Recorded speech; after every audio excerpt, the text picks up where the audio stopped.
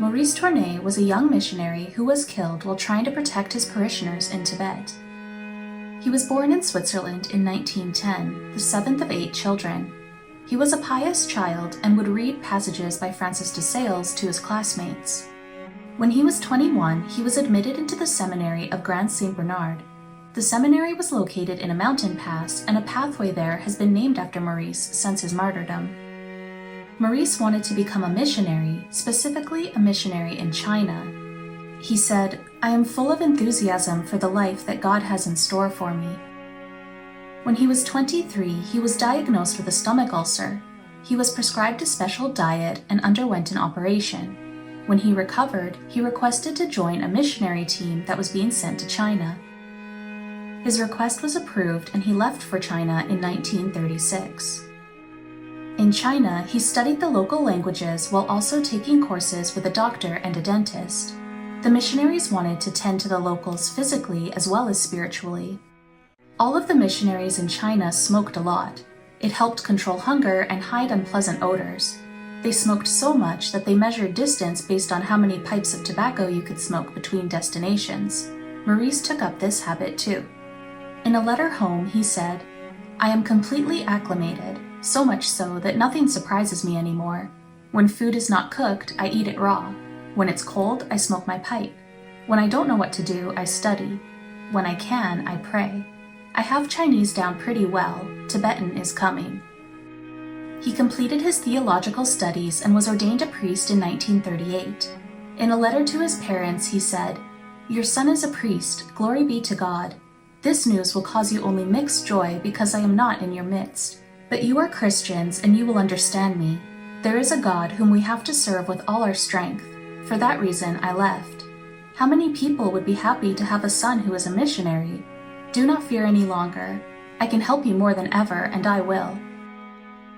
After his ordination, he worked as a teacher at a minor seminary instructing teenage boys in the faith. His students didn't know a lot about Catholicism, and he had to come up with creative lessons. According to Ralph Covell, he wrote plays for his students that resembled the medieval mystery plays, with their drama their confrontation between angels and devils. These dramas had practical themes: how to overcome avarice, how to defeat an opium smoking habit. Not strictly religious in nature, but touching critical issues of local society, they attracted both Christian and pagan audiences. The area went through times of war and famine. The cook at the school offered to make special dishes for Maurice because he knew that he had a delicate stomach, but Maurice refused. He wanted any of the good food distributed to his students instead. In 1945, he was transferred to a parish in southeast Tibet. The parish had a congregation of 320 people, and they were being actively persecuted by local Buddhist lamas. After less than a year in this new parish, the lamas broke into his home and the church, smashing things. He was forced to flee to another town, and the lamas told him that they would kill him if he returned to his parish. While taking refuge in a nearby town, he learned that his parishioners were still being threatened. He decided to meet with the Dalai Lama to ask him for an edict of tolerance for Christians. On July 10, 1949, Maurice joined a caravan heading to the capital with a Christian servant named Joux. He shaved his beard to avoid detection. They knew that the lamas would try to stop them if he didn't get there undetected. Unfortunately, Maurice was recognized on his way to meet the Dalai Lama. On August 11, 1949, soldiers detained Maurice and other members of the caravan.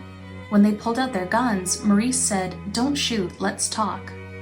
The soldiers didn't listen and opened fire, killing Joux immediately.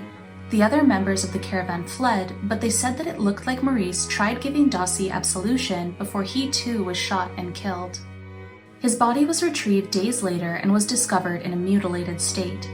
The Grand Saint Bernard Missionary magazine said, "The brutal disappearance of our dear missionary leaves our hearts inconsolable. Several young men in the seminary volunteered to go to Tibet to take his place, inspired by his sacrifice." He was beatified in 1993, and his feast day is August 12th, though some people say August 11th. Pope John Paul II said, "Like the Good Shepherd who gave his life for his sheep, Maurice Tornay loved his people to the point of never wanting to abandon them."